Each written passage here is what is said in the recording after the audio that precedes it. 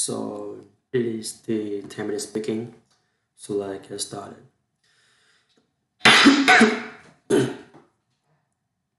All right. So this is the 10 minute speaking. So let's get started. I don't want to waste too much time in the introduction. Let's go. We all been there. You know this task that you need to get done. You could have woken up early and go to the gym or in a book or meditate. And then consistently you keep procrastinating. Why? In this video, I'm going to cover the 9 reasons people procrastinate and the 9 solutions that are proven to work to help you overcome.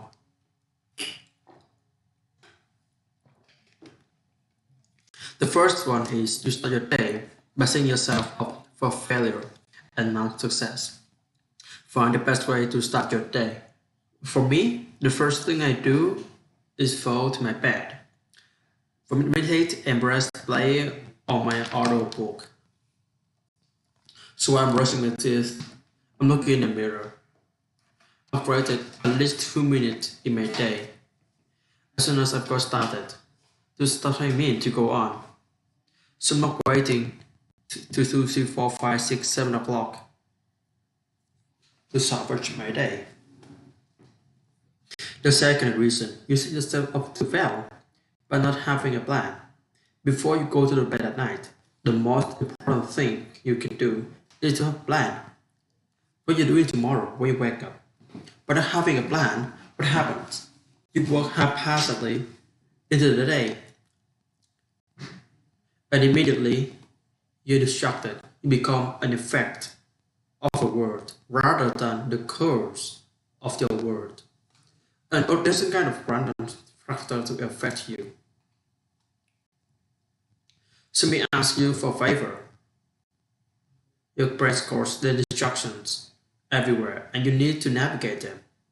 And the best way you can avoid procrastination is having a very clear plan. The third reason, and links to the first, is you have a plan, but you don't schedule it. You're so satisfied by you write the plan down and you're satisfied. You feel like you have already won. But you haven't decided where in your day, where in the white space of your calendar you're going to get it done. You don't think through how long is it going to take, and only do you underestimate how long it's going to take.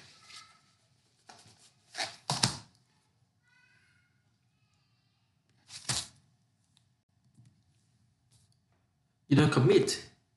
When you have the clarity of when it's going to happen and how it's going to, and why it's important to you, it's gonna get done. By leaving something to chance, by having weaker group, you're making it more likely that you're going to procrastinate. Leave no stone unturned, make it very clear.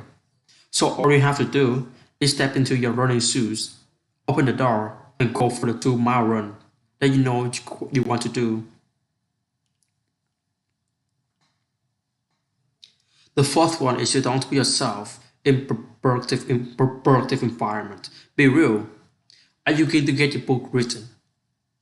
Are you going to get the assignment done by sitting in your pajamas again and working from home? Or working from somewhere where it's comfortable? Or are you going to be more productive if you go to the writer's group? You sit with other people to write the next chapter of your blog or your book. What's the most productive environment around you? Who are the productive people that you know that you can expose yourself to? So you get what you need to done. Number 5, distracting technology, distracting people and places. What I mean by this is there have been so many times where I love my family, but they're the biggest distractions sometimes. I'm sitting on my laptop and have my headphones on. I'm focusing on something. But it's a funny video they want me to watch. That's a random question that they really I don't need to answer right now. And so what happened though is message thrown here. And it takes another 20 minutes sometimes for me to get back into my flow, and that The fault really, it wasn't my family, it was me. I know what I could do. I know what I could go to the coffee shop, to the road, just to the bus stop, or sit in the car, or the cafe in my local gym. Number six is you have an avoidance of a particular type of task. What I noticed was it was so talking to my friends about this task. Oh no, it's time to do what my long commute returned. What am I doing? I'm creating this narrative that there are some tasks that I like doing and some tasks that are long. But when I dissect that, what does it really mean? What if we just made it a really simple thing? What if I understood that really I'm doing a 3 hour task that requires a couple of hours, a bit of focus, and it's done. So this is the advertisement.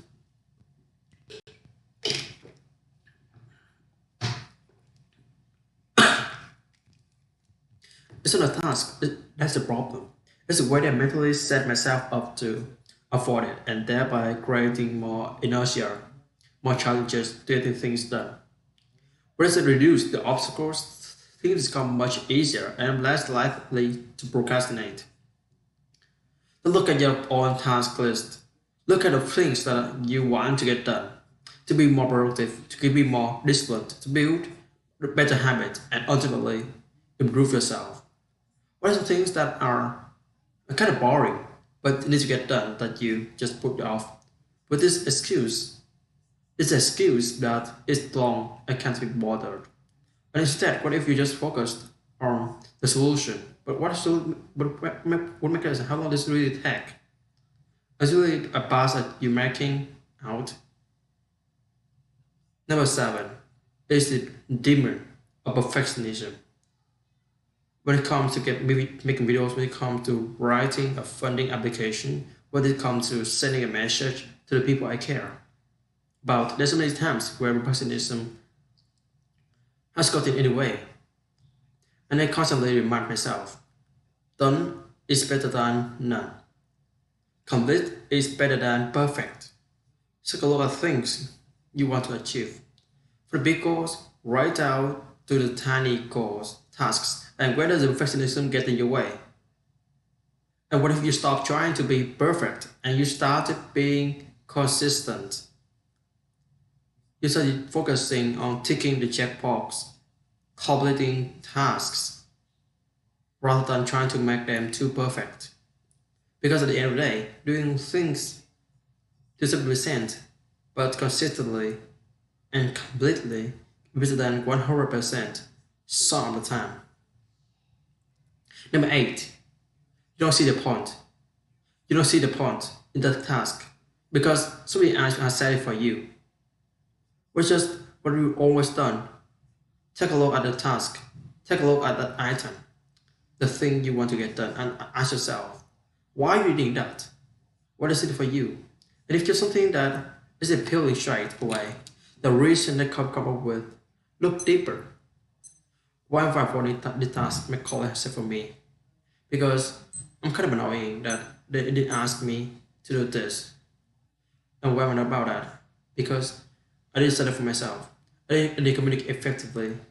I love to help you out, but I have enough on my plate. So think through. Why is it that you're engaging in this task? Benefit if immediately clear, just have it for you. And the final one, you haven't prioritized, think properly. Other thing, other task, people say for me, and I say for myself. A belonging for category, urgent, very important, quite important, and it can wait.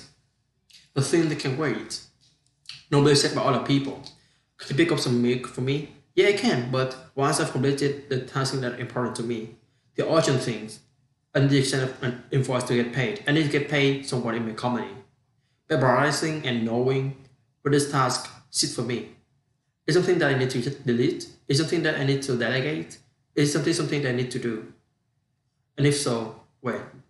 By taking time aside and knowing which category, which priority bracket is falls in for you. The judge of the to-do list will create more space, more mental freedom to get things done. Alright, so this is the end of this 10-minute speaking for today. So bye guys, have a good day. I'm gonna move to the 30-minute speaking right after I end this video.